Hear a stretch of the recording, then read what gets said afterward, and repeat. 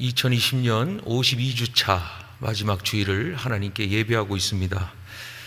올해는 여러분 스스로가 어떻게 판단하고 어떻게 평가를 내리십니까? 이 올해가 제가 사는 인생 가운데 가장 다사다난했던 한 해가 아닌가라는 생각을 해봅니다. 그럼에도 저와 여러분의 고백은 에베네셀의 하나님께서 여기까지 우리를 인도하여 주심에 감사하고 그 감사로 하나님께 예배하는 복된 저와 여러분 되시기를 주님의 이름으로 축원합니다.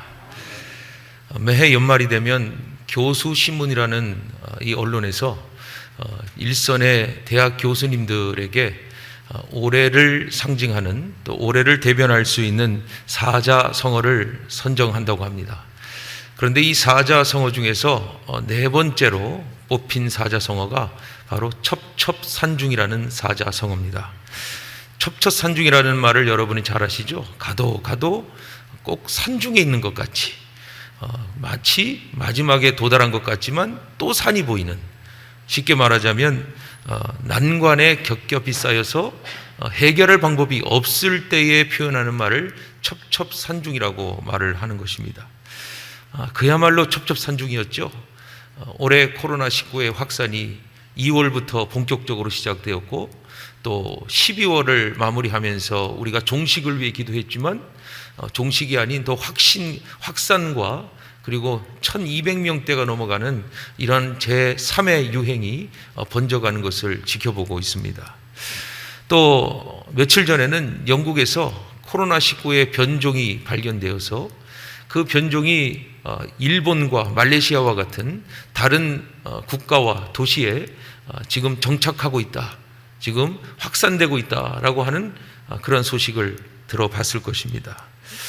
그러니 우리가 사는 지금 이 상황은 우리가 어찌할 수 없는 첩첩산중의 상황이라고 할 수가 있는데요.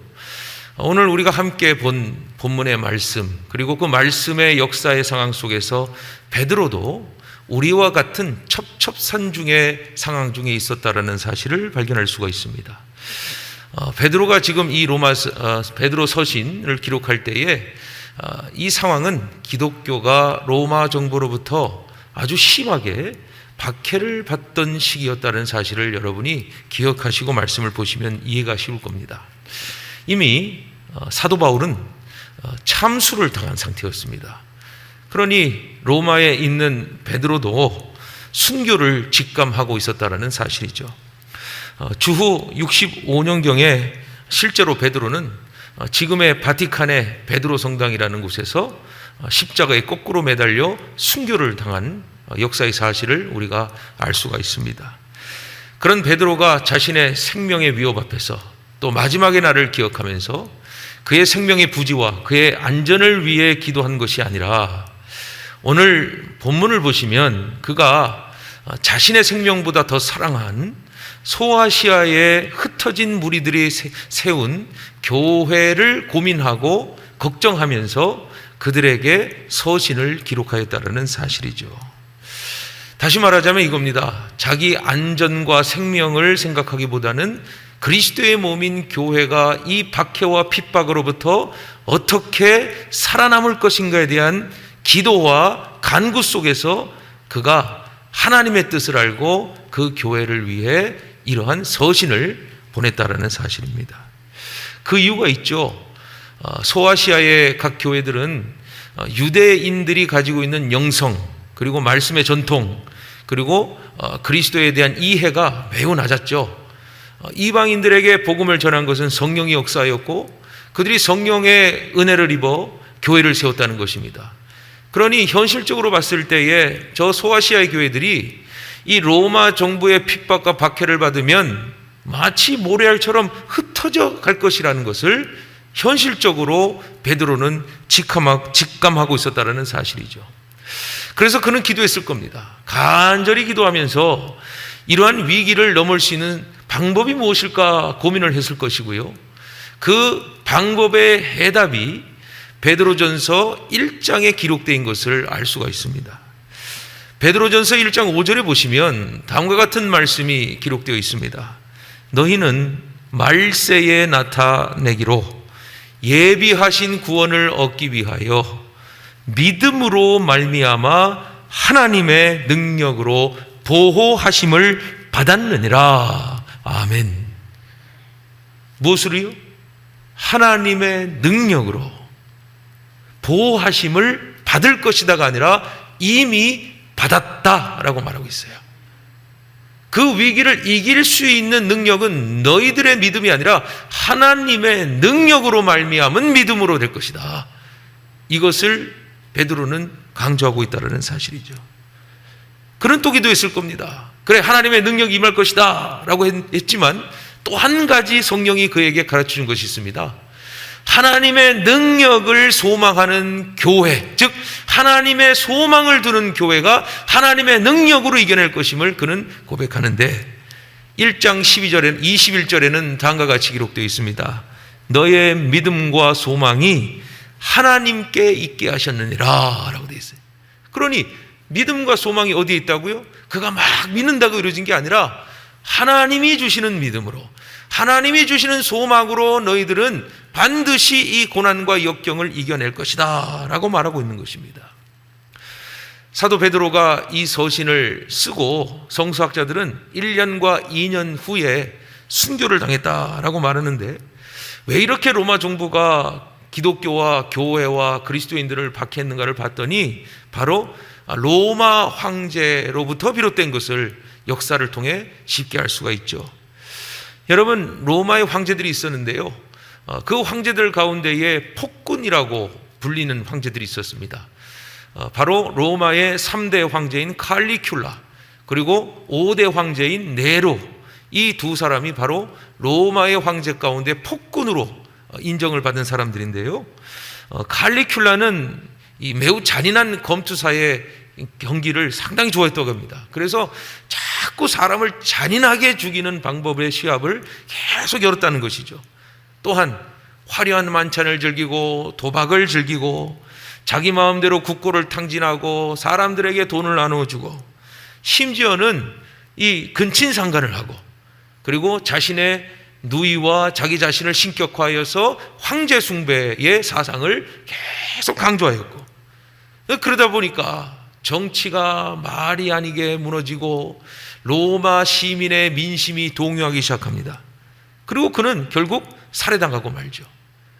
그리고 나서 이제 5대째 폭군인 네로는, 이 역사가들이 하는 말이 칼리큘라와의 비교할 수 없는 폭군이었다라고 지금 기록하고 있는데, 네로는 어느 정도로 잔혹했냐면요, 자신의 어머니 그리고 자신의 부인을 독살시킵니다. 그리고 권력의 두려움으로 모든 황족들을 다 죽여버립니다. 죽지 않은 황족이 있으면 누명을 씌워가지고요, 감옥에 집어넣어 죽여버립니다. 사치롭고 화로운 생활을 즐겼을 뿐만이 아니라 자기의 사치를 채우지 못하면 이 로마에 있는 부자들과 귀족들의 모든 재산을 강탈하여서 자기의 것을 취합니다. 그리고 또 한 가지, 네로 황제가 역사 속에서 폭군이라고 이 인정을 받게 된 것은 전대미문의 범죄를 일으켰기 때문이죠. 바로 로마의 대화재를 일으킨 사람이 바로 네로 황제였다는 사실이에요. 로마의 대화재는 주후 64년에 일어났습니다. 10개의 도시 중에 대다수의 도시가 불에 타버렸죠. 그러니 모든 것을 잃어버린 것입니다. 그러자 사람들이 동요하고 이 도대체 화재를 일으킨 주범이 누구인가라고 했더니 로마 황제가 하는 말이 그리스도인들이다. 그리스도인들이 도시에 불을 질렀다. 그리스도인들이, 교회가 너희들의 재산을 다 태워버렸다. 그러자 로마 시민들이 분노하고 또 동요를 일으켜서 기독교인들이 탄압을 받고 교회가 불타고 순교를 당하는 엄청난 공포의 분위기가 일어나기 시작했다는 사실입니다. 더 심각한 것은 그러한 위기 속에 있는 사도 베드로가 바라본 것은 앞으로 로마 정부의 핍박과 박해가 이제 로마를 뛰어넘어서 소아시아로 갈 텐데, 저 소아시아의 이방인 흩어진 무리들이 모인 교회들은 이거 어떻게 할 것인가? 그러면서 사도 베드로는 믿음 가운데 하나님의 능력과 소망의 확신을 가지고 그들에게 이 베드로 전후서라는 서신을 기록하면서 하는 말이, 얘들아, 예수 믿고 선한 것을 위해 고난받는 것은 기쁨이다.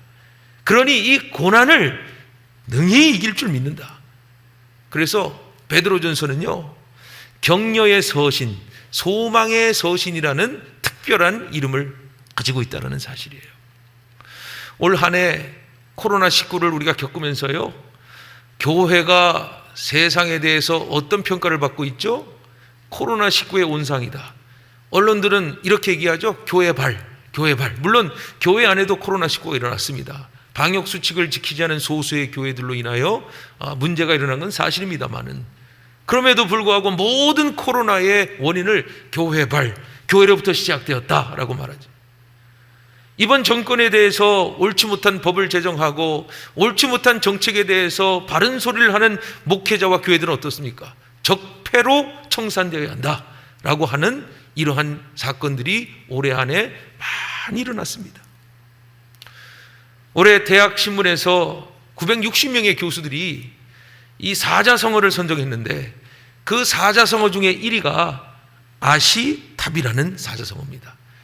아시탑이라고 하는 사자성어의 뜻은 뭐냐면 나는 맞고 너는 틀리다예요. 나는 맞고 너는 틀리다예요. 왜? 이것을 선정한 교수님 중에 한 분이 이런 말을 합니다.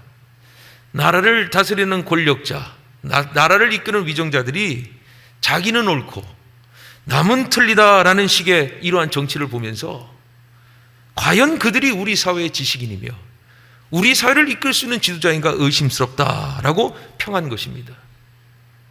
지금 대한민국이 나는 옳고 너는 맞다 하는 상황인가요? 이 대한민국 팔도강산에 역병이 들었습니다. 국민들은 생존하기 위해 이리저리 애쓰고 수고하고 노력함에도 불구하고 지금 정치 지도자들은 나는 맞고 너는 틀리다라고 하는 말 논쟁으로 이끌어가고 있다는 거예요. 구할 생각은 안 하고 내가 맞다는 것을 드러내고 있다는 것이죠. 아시타비에 이런 일들이 벌어지니까 대한민국은 첩첩산중의 위기 가운데 있다는 것을 우리가 직감할 수 있다는 것입니다. 오늘 본문에서 베드로는 교회가 세상으로 핍박받는 시대를 이렇게 말하고 있죠. 만물의 마지막이 가까이 오는 시대다라고 베드로는 평가하고 있는 거예요. 왜 베드로는 만물의 마지막이 가까운 시대라고 말을 했을까요? 여러분, 사도가 말한 마지막이 뭔가요? 물론 마지막은 예수님이 재림하는 그때가 가까이 왔다는 겁니다. 그러나 다시 표현하자면 지금 이 시대, 베드로가 살았던 그 시대는 교회와 그리스도인들이 핍박을 받음으로 말미암아 더욱더 주님이 가까이 오고 있는 만물의 시대라는 사실을 베드로는 영적으로 직감하고 있었다는 거예요. 성경을 떠나 얘기해 봅시다. 여러분, 세계 역사를 보세요. 하나님을 믿는 자들을 핍박하고 박해하는 권력자들이 오히려 마지막 때를 비참하게 만든 것을 우리는 쉽게 알 수가 있죠. 다시 성경으로 돌아갑니다. 교회는 뭐라고 성경이 말하고 있죠? 주님의 핏값으로 사신 거룩한 공동체라고 기록하고 있죠. 교회는 뭘 위해 하나님이 세우셨습니까? 예수 그리스도의 복음을 증거하고 그들의 영혼과 생명을 살리는 사명을 감당하기 위하여 교회는 사람들 가운데 그리고 모든 민족과 열방 가운데 세워주셨음을 기록하고 있습니다. 베드로는 분명히 알고 있었어요. 마태복음 16장에 예수님이 제자들에게 묻습니다. 사람들이 나를 뭐라고 하느냐? 제자들은 이 믿음이 없어서 하는 말이 엘리야라고 말합니다. 모세라고 말합니다. 세례 요한이 살아왔다고 말합니다라는 말까지 합니다. 그런데 이 베드로 서신을 기록한 사도 베드로는 아주 분명한 정답을 예수님께 말합니다. 예수님은 그리스도시요 살아계신 하나님의 아들이십니다. 예수님이 이 말을 듣고 기뻐하시면서 하는 말이 너는 앞으로 개바, 즉 반석이다. 그리고 반석 위에 교회를 세우겠다 그랬어요. 베드로는 교회를 사랑했어요. 왜? 믿음으로 예수를 고백하는 자 위에 분명히 교회는 세워지고 하나님이 지켜주실 거니까 음부의 권세가 틈타지 않은 것임을 베드로는 확신할 수 있었다는 거예요. 여러분, 예수님의 몸된 교회를 사랑하는 자에게 예수님이 음부의 권세가 틈타지 않도록 보호하시고 인도하여 주심을 믿는 저와 여러분 되시기를 주님의 이름으로 축원합니다. 우리 주 예수교회가 주의 말씀 위에 반석 위에 서서 절대로 변함없고 타협 없는 복음을 전하고 생명 살리는 복된 공동체가 되기를 주님의 이름으로 축원합니다. 여러분, 성경에 마지막 날이라고 하는 말씀을 한번 찾아보시면은 그 마지막 날에 공통점이 있습니다. 하나님께서 세우신 거룩한 사람들이요, 핍박당하고 오해받고 고통당하는 배경을 쉽게 찾아볼 수가 있어요. 시편 119편 161절에 보니까 이런 시편의 찬양이 있어요. 고관들이 거짓으로 나를 핍박하오나 나의 마음은 주의 말씀만 경외하나이다 라고 되어 있어요. 또 한 가지, 여러분, 마지막 날이라고 기록된 말씀을 찾아보세요. 자연의 섭리가 무너지는 일들이 일어나는 것을 볼 수가 있을 겁니다. 엘리야가 활동하던 시대에 하나님이 엘리야에게 말씀하셨습니다. 이 땅에 가뭄이 들 것이다 말씀하셨어요. 왜? 아합이라는 통치자가 하나님을 섬기지 못하게 하고 바알과 아세라를 섬기고 하나님의 사람들을 죽이려고 했기 때문이죠. 그거는 성경에 분명히 나오는 사실이에요. 자, 우리가 사는 이 시대, 어떤 시대라고 말을 하죠? 팬데믹이라고 말을 합니다. 팬이라는 것은 대륙의 큰 재앙이라는 겁니다. 전 세계 재앙이 찾아왔죠. 왜요? 바이러스라고 하는 작은 우리 눈으로 볼 수 있는 병원체로 말미암아 이런 큰 재앙이 일어났다는 것이죠. 굳이 신학자와 목사들이 얘기하지 않아도 이젠 전문가들이 얘기합니다. 이거 코로나19, 이거보다 앞으로 더 큰 재앙들이 앞으로 준비되어 있습니다 라고 얘기하죠. 왜요? 바다가 오염됐기 때문이죠. 하늘이 오염됐기 때문이죠. 땅이 오염됐기 때문이죠. 제가 굴을 참 좋아하는데요, 굴을 먹으려고 하니까 어떤 분이 잡더라고요. 말리시더라고요. 왜 그러세요? 했더니 굴 드시지 마세요. 특히 생굴. 왜? 요즘 생굴은 다 해양 쓰레기가 다 들어가서 오히려 사람의 독이 됩니다 그러더라고요. 구워 드세요. 삶아 드세요. 그렇게 맛있는 생굴도 못 먹는 시대 된 거죠. 여러분, 그나마 이 부천은 괜찮은 것 같아요. 제가 있었던 도시에는 공장이 많으니까 늘 서해 바람이 불어오니까 황사에 또 그 자체 내에 오염이 들어가지고 애들이 뛰놀 수가 없어요. 완전히 오염됐으니까요. 지금도 우리는 보세요, 마스크를 쓰고 있지 않습니까? 어쩌면 이것이 더 심각해지면 우리는 뭘 써야 되겠죠? 방독면을 쓸 수가 있습니다. 그런데 그 얘기가 이제는 뭔 얘기입니까? 앞으로 다가올 얘기라는 겁니다. 이 시대의 전문가들이 말하는 것이죠. 이 일이 왜 벌어졌습니까? 창조 섭리를 무시한 인간의 교만과 인간의 탐욕이 지은 결론이라는 사실이죠. 인간은 자기를 너무 믿었습니다. 과학과 기술을 이용해서 인간만을 위한 세상을 추구했습니다. 그러니 창조 질서가 훼손되고 말았죠. 하나님 무시합니다. 인간이 최고랍니다. 인간의 인권과 평등을 위하여 성적 자유를 달랍니다. 하나님은 그렇게 말씀하지 않았습니다. 결국 인간이 인간 위주의 삶을 살다 보니 불완전한 세상이 되었고, 이 불완전한 세상이 다시 완전한 세상이 되기 위해서는 사도 베드로는 생각한 겁니다. 만물의 마지막이 가까이 왔느니 라고 말합니다.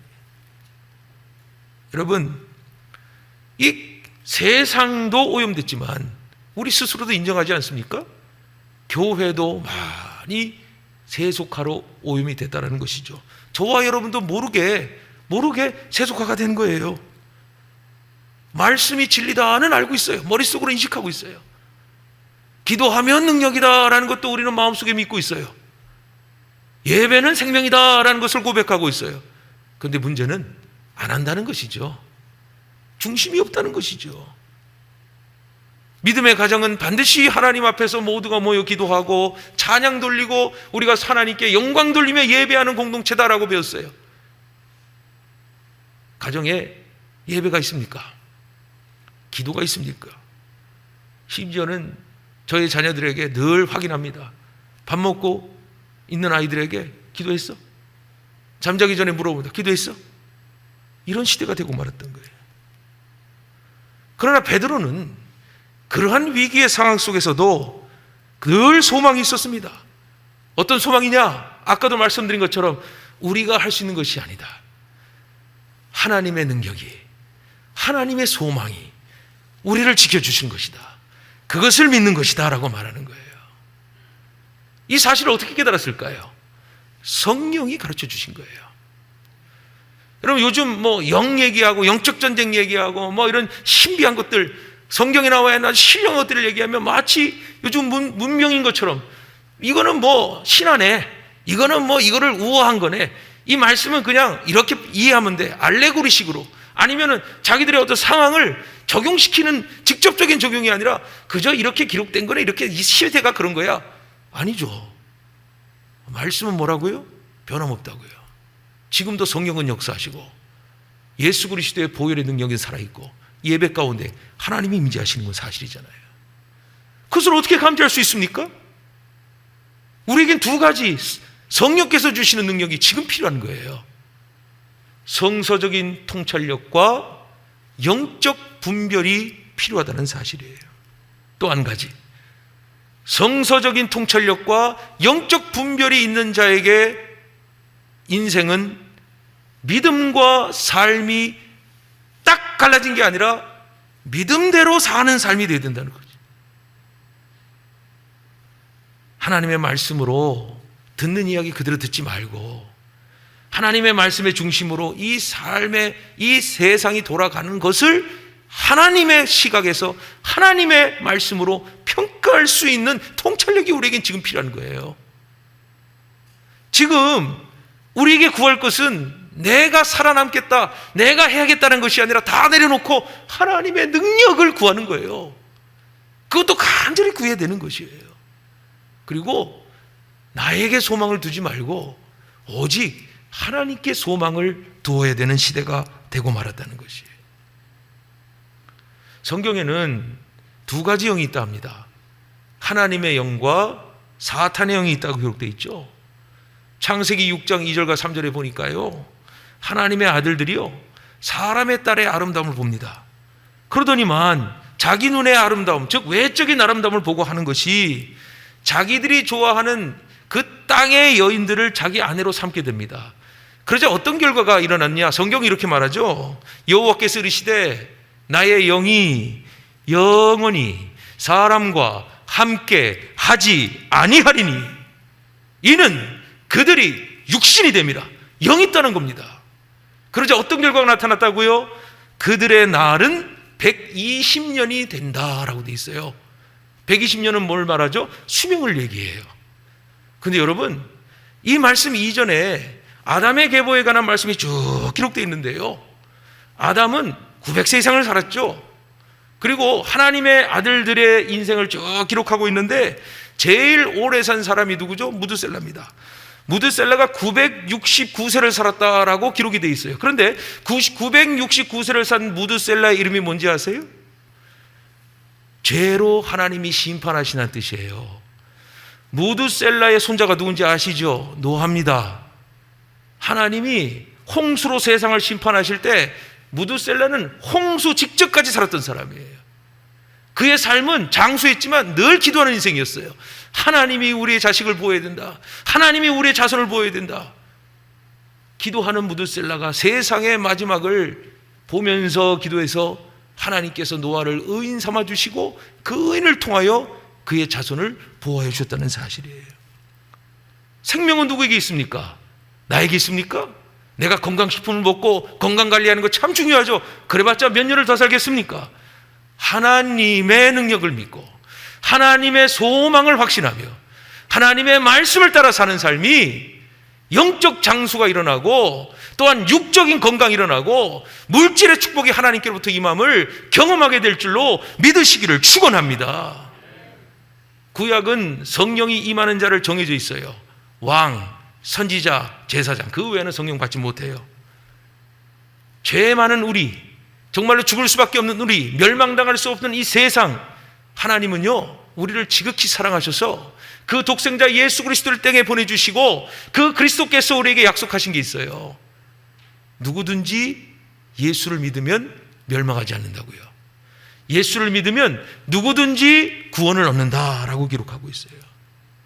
그리고 믿음으로만 끝내신 게 아니에요. 우리의 삶을 책임져 주세요. 뭘로 인하여? 베드로가 성령으로 하나님의 능력과 소망을 구했듯이 우리에게도 말씀과 성령이 임할 때 성령이 우리가 함께 하시면 무엇이 됩니까? 죄를 아는 것과 하나님의 뜻으로 사는 것을 인도하시는 분이 성령 하나님이라는 거예요. 마지막 그날이 임박할 때 여러분, 성령 충만은, 성령 믿는 자들이, 하나님을 따르는 자들이 반드시 말씀으로 이겨내고 말씀의 진리로 살아갈 때 하나님은 반드시 책임져 주시고 인도하여 주신다는 사실이에요. 이 말이 그냥 던지는 말이 아닙니다. 서구 역사를 보십시오. 모든 서구 역사의 시작은 기독교의 윤리와 정신으로부터 비롯이 되었습니다. 그들은 기독교적 윤리와 정신을 가지고 산업을 일으켰고, 그리고 그들은 모든 문명을 기독교의 토대 안에 세웠습니다. 그러니 하나님이 그들을 강대한 나라로 세우실 뿐만이 아니라 이 땅도 하나님께서 얼마나 사랑을 하셨는지 헐벗고 굶주리고 강한 강대국으로부터 매일 침탈당하고 매일 뺏기는 불쌍한 나라로부터 복음을 전하게 하시고 교회를 세우시고 하나님의 진리를 선포하게 하시며, 또한 학교를 세우고 병원을 세우고 고아원을 세우고 가르치고 학문을 가르쳐주고 독립운동을 일으켜서 하나님의 그 크신 사랑과 기독교의 윤리와 기독교의 정신으로 이 대한민국이 여기까지 하나님의 축복을 누릴 수밖에 없었다는 사실을 우리는 부인하지 않을 수가 없습니다. 그런데 문제는요, 지금 우리가 사는 팬데믹의 시대입니다. 코로나19로 인하여서 모든 상황이 어려졌어요. 교회에 모일 수 없고 성도들이 예배할 수가 없고 하나님 앞에 나아가는 기회들이 점점 줄어들었다고 생각합니다. 이제는 소망이 없어 보입니다. 정말로 어찌할 바를 모릅니다. 어느 교회를 가든지 똑같습니다. 어느 교회를 가든지 비대면을 해야 된다 말하고, 어느 교회를 가든지 기도할 수 있는 상황들이 안 된다고 말하고, 어떤 상황이든지 어렵다고 말합니다. 그러나 베드로는 우리에게 정답을 가르쳐주고 있습니다. 너 생명 구하려 하지 말고 하나님의 능력을 구하라. 하나님께 소망을 두어라. 하나님이 너와 함께 하실 것이다 말씀하시는 거예요. 왜 베드로는 이런 확신을 갖고 있을까요? 앞으로 죽을 수밖에 없는데요. 이제 육신이 죽을 건데요. 여러분 기억나십니까? 예수님이 승천하실 때에 베드로와 제자들에게, 사도들에게 말합니다. 너희는 함께 모여 성령을 구하라 라고 말씀하셨어요. 그들은 예수님의 말씀에 순종하여 그 어려운 상황 중에 기도하기 시작합니다. 무엇을 구합니까? 성령을 구하죠. 실제로 예수님의 말씀이 이루어졌습니다. 성령 강림이 임한 겁니다. 그러자 이 은혜 받은 베드로가, 성령의 강림의 확신을 받은 베드로가 밖으로 뛰쳐나갑니다. 성전으로 뛰어가 예수를 죽인 유대인들 앞에 서서 담대하게 그리스도를 정하는데요, 그 사도행전의 말씀 가운데는 요엘 선지자의 예언을 베드로가 그대로 선포하는 걸 볼 수가 있어요. 이렇게 선포했죠. 마지막 때에 내가 사람에게 내 영을 부어줄 것이다. 너희 아들들은 예언할 것이다. 너희 딸들도 예언할 것이다. 너희 청년들은 환상을 볼 것이다. 너희 노인들은 꿈을 꿀 것이다. 그때가 이루면 나를 섬기는 남종과 여종도 내 영을 부어줄 텐데 그들도 예언할 것이다. 그런데 그 성령이 임할 때를 이렇게 얘기합니다. 내가 위로 하늘의 이적과 아래로 표적을 베풀 것이니 피와 불이 소용돌이 치는 연기, 주의 날 무섭고 기이한 그날이 오기 전에 해가 어두워지고 달이 핏빛으로 붉어질 것이다. 누구든지 하나님께 구해달라고 부르는 자는 구원을 얻을 것이다 라고 선포했어요. 사도행전의 성령의 역사를 체험한, 그리고 회개의 역사를 목격한, 그리고 교회가 세워지는 역사를 바라보면서 이제 베드로가 죽음 앞에 섰을 때에도 그 성령의 역사심으로 말미암아 깨달은 것은 하나님이 교회를 지켜주실 것이다. 하나님이 성도를 지켜주실 것이다 말하고 있는 거예요. 성서적인 통찰력, 영적 분별, 누가 주시는 겁니까? 성령이 주신단 말이에요. 왜 주시는 겁니까? 나 살리기 위해서요? 물론 우리 살리기 위해서죠. 그러나 더 나아가 교회를 내 몸과 같이 사랑하고 세상에 하나님의 뜻이 복음이 역사되기를 기다린다는 사실이에요. 베드로는 이 우리에게 지금 이와 같은 하나님의 능력과 소망을 바라보고 믿음으로 사는 자들에게 앞으로 너희들이 마지막 때가 가까이 올 때에 반드시 해야 할 4가지의 행동 강령을 전달하고 있습니다. 첫 번째가 무엇이냐? 정신을 차려라, 근신해라, 깨어 기도해라, 이거예요. 두 번째가 무엇이냐? 사랑을 하는데 서로 뜨겁게 사랑해라. 세 번째는 서로 대접하라. 네 번째는 너 받은 은사를 청지기로서 봉사하라 라고 말하고 있어요. 여러분 7절에 보시면은 정신을 차리고 근신하여 깨어 기도하라 라고 사도 바울은 우리에게 마지막 이 팬데믹의 시대에 말해주고 있는 거예요. 정신 차리라는 뜻은 뭔지 아십니까? 정신을 차리지 못하고 세상의 흐름대로 세상의 대세가 이렇다 하니까 그저 그런 듯 하고 바라보는 것이 정신을 못 차리는 거예요. 그래, 정신 차리라는 거예요. 뭘 정신 차리라는 거예요? 성령과 말씀으로 너희들이 정신을 차리라는 거예요. 정신을 차려야 깨어나고 깨어나야 기도하는 겁니다. 기도하서 깨어나는 게 아닙니다. 우리 정신이 제대로 박혀야 됩니다. 성령을 받아야 됩니다. 말씀에 합당해야 됩니다. 그래야 기도 제목이 하나님 뜻과 일치하죠. 예수님 뭐라고 말씀하셨어요? 기도하는 자에게 무엇을 먹을까? 무엇을 마실까? 무엇을 입을까? 염려 좀 하지 마라. 너의 생명 뭐렇게 이렇게 고민하냐? 하나님의 나라와 의를 구하라. 그리하면 그 위에 더하실 것이다 말씀하고 있지 않습니까? 정신을 차리라는 거예요. 내 중심대로 살지 내가 맞다고 말하지 말라는 거예요. 하나님 말씀에 순종하라는 거예요. 그리고 기도해보라는 거예요. 그때 하나님이 역사하신다는 거예요. 이와 같이 마지막 때에 또한 우리에게 말씀하십니다. 사랑해라. 다만 서로 뜨겁게 사랑하라 라고 명령하시는 거예요. 여러분, 사탄이요 교회를 흔들 때 쓰는 방법이 뭔지 아십니까? 여러분 성경 보시면은 교회를 흔들 때 서로 사랑하지 못하게 하고 분열하게 하는 것이 사탄의 계략이라는 것이죠. 제가 어떤 교회를 가보니까 그 교회는 각 성도들의 믿음이 좋아요. 말씀도 좋아요. 사람들이 젠틀해요. 그리고 뭐든지 은혜스러워 보여요. 근데 문제는 회의만 했다 하면 싸우는 거예요. 뭘 갖고 싸우냐면 복음 전합시다 라고 주제는 옳소 합시다 해요. 그런데 어떤 사람은 뭐 노방전도 합시다. 어떤 사람은 뭐 축구전도 합시다. 내가 맞아 이게 더 효율적이야, 이게 다 맞아 라고 말하는 거예요. 아니 각각은 다 은혜로워요. 각각은 다 은사가 충만한 것 같아요. 그런데 뭐가 없어요? 사랑이 없어요. 그 대표적인 교회가 고린도 교회 아닙니까? 사도 바울이 말하지 않습니까? 너희들은 성령의 은사도 받고 뜨겁고 기도하고 굉장히 좋은 교회인데 고린도전서 13장에 뭐라고 되어 있어요? 사랑이 제일이라 하잖아요. 그들이 사랑이 없어요. 사랑이 없으니 늘 분열하죠. 성만찬을 하더라도 부자들이 떡 가지고 와서 자기들까지 떡 떼어 먹고 나머지 고생한 사람들은 나중에 와가지고 부스러기 뽑으면서 이게 성만찬이냐? 사랑이 없는 게 성만찬이냐? 이게 고린도 교회였다는 것이죠. 베드로가 8절에 말하잖아요. 사랑은 허다한 죄를 덮는다라고 말하고 있다는 것입니다. 여러분, 사랑하면 제일 먼저 일어나는 역사가 뭐죠? 용서예요. 그런데 여러분, 우리가 용서를 한다고요? 죄인이 무슨 용서를 한다고요? 용서할 수 없어요. 용서는 주님만이 하시는 거예요. 그러니 내가 용서했다가 아니라 주님이 나를 통하여 용서했다 했을 때에 그 용서는 그 사람을 용서한 게 아니라 주님이 나의 죄를 먼저 용서하여 주신다는 뜻이란 말이에요. 그러니 뜨겁게 사랑하라는 거예요.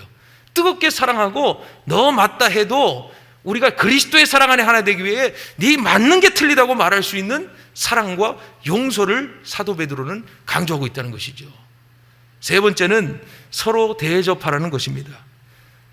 그런데 이 대접하라는 의미를 잘못 아시면 내가 내 것을 주어 내 형제와 자매에게 대접하라고 이해하세요. 아니에요.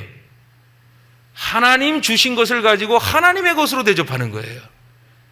이번 성탄절에 저희 아이들이 참 기뻐했습니다. 장로님이 산타 할아버지가 돼가지고 롤케이크를 받았는데 애들이 얼마나 좋아하는지 전화드려라 그랬더니 장로님이 받으시고 그래 그러시더라고요. 이게 대접 아닙니까? 어린아이, 정말 관심 없는 어린아이에게 우리 장로님들께서 롤케이크를 전달하는 게 얼마나 대단한 대접이에요. 그 하나님이 기뻐하실 거 아니겠습니까? 그러니 이렇게 서로 대접하기를 힘쓰라는 거예요. 왜? 내게 아니라 주님의 것이니까 주님의 것으로 대접하면 주님은 어떻게 하시죠? 더 큰 것을 주시니까요. 히브리서 13장 2절에 보니까 손님 대접하기를 잊지 마라. 이로써 부지 중에 천사를 대접한 이들이 있다라고 기록이 되어 있고, 로마서 12장 13절을 보니까 성도의 쓸 것을 공급하며 손대접하기를 힘쓰라라고 되어 있고, 예수님이 직접 우리에게 말씀하시죠. 선지자의 이름으로 선지자를 영접하는 자는 선지자의 상을 받을 것이고, 의인의 이름으로 의인을 영접하는 자는 의인의 상을 받을 것이고, 또 누구든지 제자의 이름으로 소자 중 하나에게 냉수 한 그릇이라도 주는 자는 내가 진실로 너희에게 이르노니 결단코 상을 잃지 않을 것이다 라고 예수님이 직접 말씀하시는 거예요. 그리고 대접하는 교회가 좋은 교회인 거예요. 서로 사랑으로 대접하고 서로를 높여주는 교회가 아주 복된 교회라는 것이죠. 이게 마지막 때를 위하여 하나님이 베드로를 통하여 우리에게 말씀하신 것이에요. 마지막 네 번째입니다. 청지기로서 서로 봉사하라는 거예요. 여러분, 청지기는요, 내게 없어요. 주인의 것을 관리하는 거죠. 그러니 내가 받은 직분, 내가 받은 은사, 내가 받은 축복 다 나를 위한 게 아니에요. 하나님을 위한 것이고, 하나님을 위한 것을 가지고 우리가 교회에 봉사하고 우리 형제 자매를 위해서 봉사하는 것이죠. 직분이라는 것은 내가 하는 게 아니에요. 주님이 하시는 거예요. 주님이 나를 통해 역사하신단 말이에요.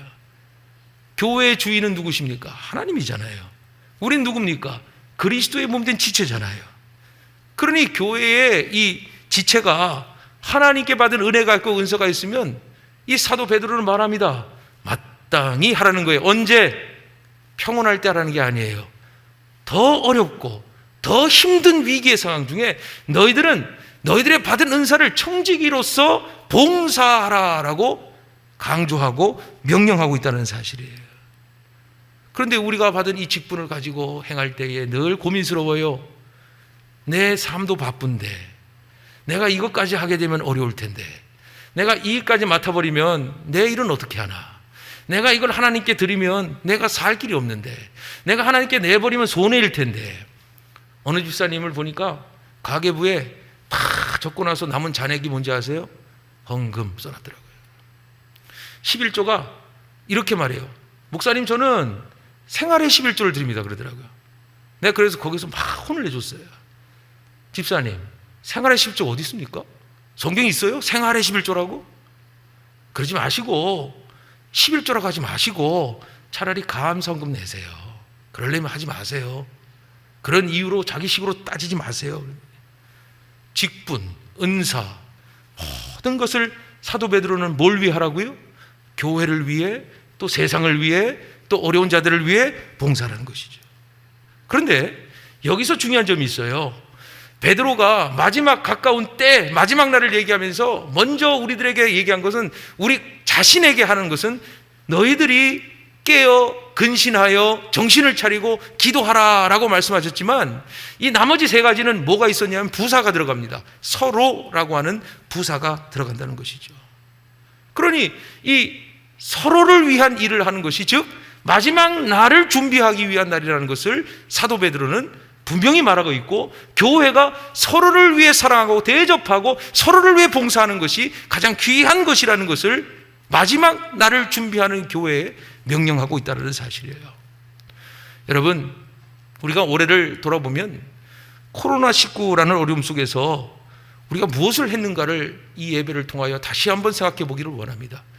우리 주 예수교회가 오늘 베드로가 말했던 얘기처럼 내가 정말 정신을 차리고 근신하여 깨어 기도하는 한 해였는지, 그리고 내가 정말 예수 그리스도의 사랑으로, 성령의 충만함으로 더욱더 뜨겁게 서로를 사랑했는지, 그리고 대접을 했는지, 그리고 봉사했는지. 물론 우린 말할 수 있죠. 코로나19 때문이에요.